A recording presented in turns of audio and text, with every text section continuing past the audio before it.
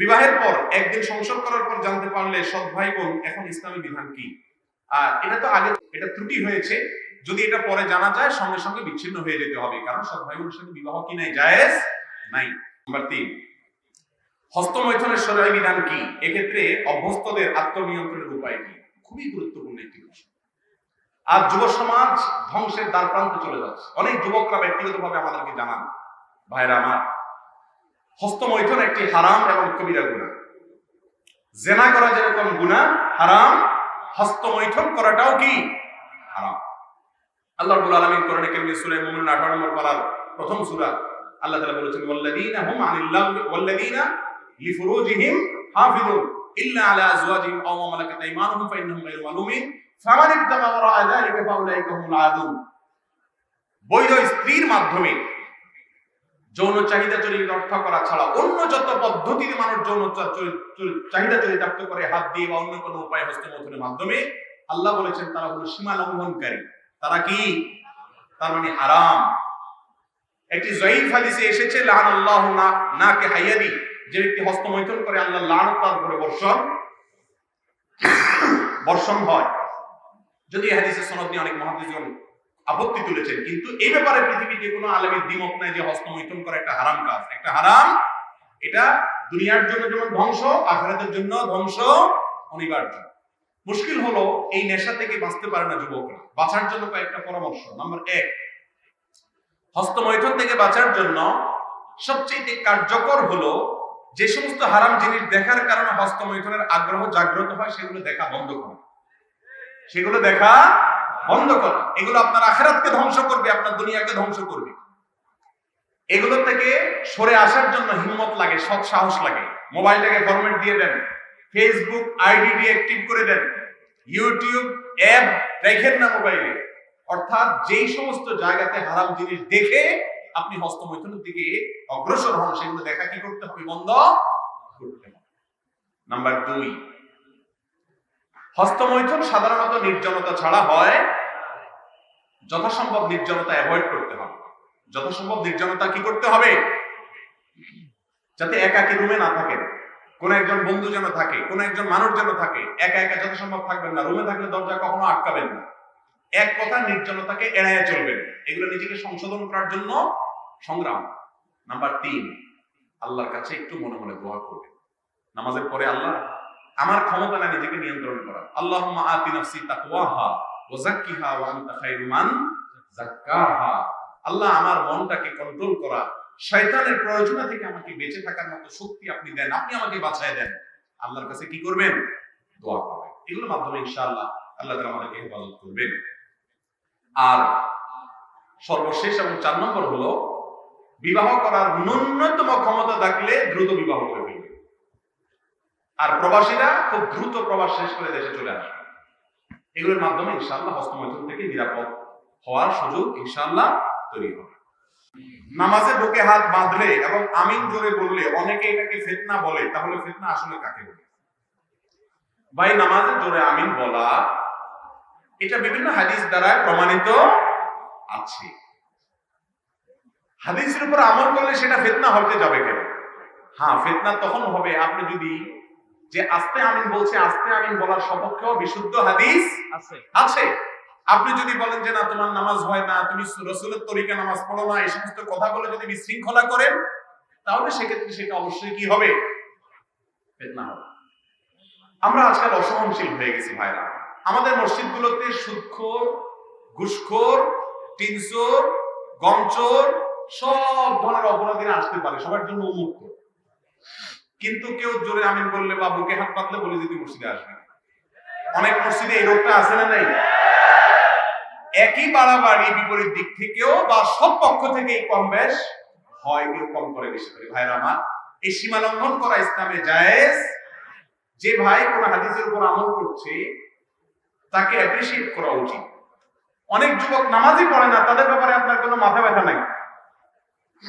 ওই বেচারা হাদিসের উপর আমল করছে, তার বিরুদ্ধে লাগছেন। আপনার বিবেককে জিজ্ঞাসা করেন আপনি কোনো ভালো কাজ করছেন না অন্যায় কাজ করছেন। এটা কখনো ভালো কাজ হতে পারে না। সেই সাথে যুবককেও খেয়াল রাখতে হবে যে ওলামাদের বিরুদ্ধে অথবা ইমাম সাহেবদের বিরুদ্ধে অথবা মুসল্লিদের বিরুদ্ধে খেপিয়ে তোলার মতো মূর্খতাসূলক কাজও যেন না। প্যান্টের সমস্যার অজুহাতে সালাত পরিত্যাগ করার বিধান কি?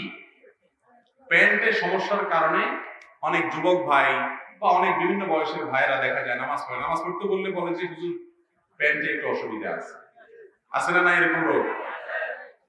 পুরুষ মানুষ, সুস্থ মানুষ, ডায়রিয়ার রোগীও না, কিছু না, প্যান্টে কি অসুবিধা হবে? প্যান্টে অসুবিধা হতে কোনো কারণ থাকতে পারে না। প্যান্টে অসুবিধা থাকে। পেশাব করার পর পবিত্রতা অর্জন করবেন, পানি দিয়ে ধৌত করবেন, পবিত্র করবেন। পেশাব করার পর যদি আপনি পবিত্রতা অর্জন না করেন, আপনাকে সালাত আদায় করতে হবে, সেটা তো আছেই। এছাড়া আপনার পেশাবের ফোঁটা যদি আপনার রানে, আপনার শরীরের কোনো অংশে লাগে, এটা কি আপনার স্বাস্থ্যের জন্য ভালো না খারাপ? অ্যালার্জি হবে, নানা রকমের রোগ বালাই হবে, এটা অপরিচ্ছন্ন, এটা নোংরামি। এই জন্য একজন নামাজি মানুষের চেয়ে পরিচ্ছন্ন পবিত্র কেউ হতে। মুসলমানের প্যান্ট আবার খারাপ হবে কেন? এটা ছোট বাচ্চা যদি বলে যে আঙ্কেল আমার 3 বছর বয়স, আমার প্যান্ট খারাপ, এটা মানা যায়, ঠিক না? ঠিক, ও পানি খরচ করতে জানে না। একজন যুবক মানুষ তাগড়া, দুনিয়ার সব বুঝে, পেশাব করার পরে যে পানি নিতে হয় এতটুকু বুঝে না, আবার ভাত চক্কর আমায় কাপড়ে মনে হয় যে বিশাল স্মার্ট মানুষ। ভিতরে অবস্থা হলো যে কাপড়, এটা বলতেও তো লজ্জা হয়। ভাইরা আমার, নামাজের জন্য কাপড় খারাপ এই অজুহাত আল্লাহর কাছে চলবে। প্যান্ট নষ্ট হলে প্যান্ট পাল্টায় আসে। কারোর কাছে একটা গামছা নিয়ে গামছা পরে নামাজ পড়েন, সদর ডাকলেই হলো হাঁটু থেকে নাভি থেকে হাঁটু পর্যন্ত পুরস্কার।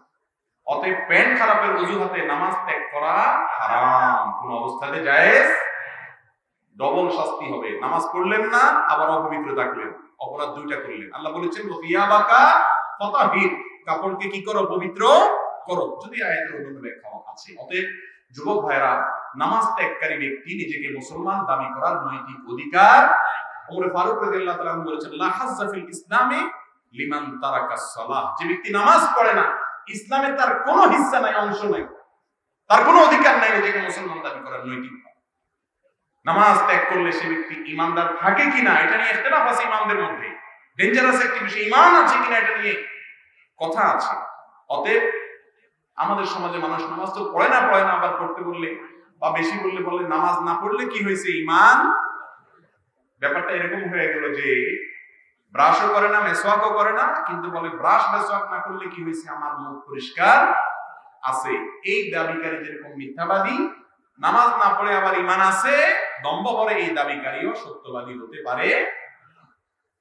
উপযুক্ত বয়সে ছেলে মেয়েকে বিবাহ না দিলে, এর ধরুন ছেলে মেয়ে কোনো অপরাধ করলে তার জন্য অভিভাবক দায়ী থাকবেন কি? অবশ্যই দায়ী থাকবেন। আল্লাহ রাব্বুল আলামিন কোরআনে কারিমে বলেছেন তোমরা তোমাদের অধীনস্থদেরকে বিবাহ দাও। কেন? ইউগনিহিমুল্লাহু মিন ফাদলি, তোমরা বিয়ে দিলে আল্লাহ তাআলা তাদেরকে তাদের দারিদ্র্য কি করবেন? দূর করে দিবেন। মুরব্বীরা বিয়ে দেন না, বলে যে নিজের পায়ে নিজে দাঁড়াও আগে। আমি সব সময় বলি, যুবক কি আরেকজনের পায়ে দাঁড়ায় আছে নাকি? এরপরে বলে নিজের পায়ে দাঁড়ায়। আরে বাবা, ও তো নিজের পায়ে দাঁড়ায় আছে, মাশাআল্লাহ। নিজের পায়ে দাঁড়ানোর এটা ডেফিনিশন কি? এটা এক একজনের কাছে এক এক রকম। কারোর কাছে লক্ষ লক্ষ টাকার মালিক হলে তারপরে যায় নিজের পায়ে দাঁড়ানো। মনে রাখবেন, বিবাহ করার জন্য কি দরকার?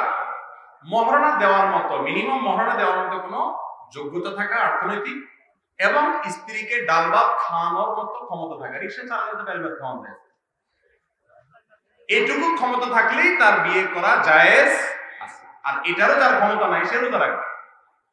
আজকাল মুরব্বীরা ছেলেদের মেয়েদের বিয়ে দিতে দেরি করতে করতে করতে করতে এত বেশি দেরি করে ফেলেন যে তারা তলে তলে অনেক হারাম সম্পর্ক করে। অবশ্যই এর দায়ভার মা বাপ এড়াতে পারবেন। বিবাহের অন্যতম উদ্দেশ্য হল চরিত্রের সংরক্ষণ, হেফাজত। অতএব চরিত্র যদি সন্তানের নষ্ট হয়, মা বাবার অবহেলার কারণে, মা বাবা আরো পয়সা চায়, পয়সাওয়ালা চায়, তাহলে সেক্ষেত্রে অবশ্যই মা বাবার কি হবে? গুনাহ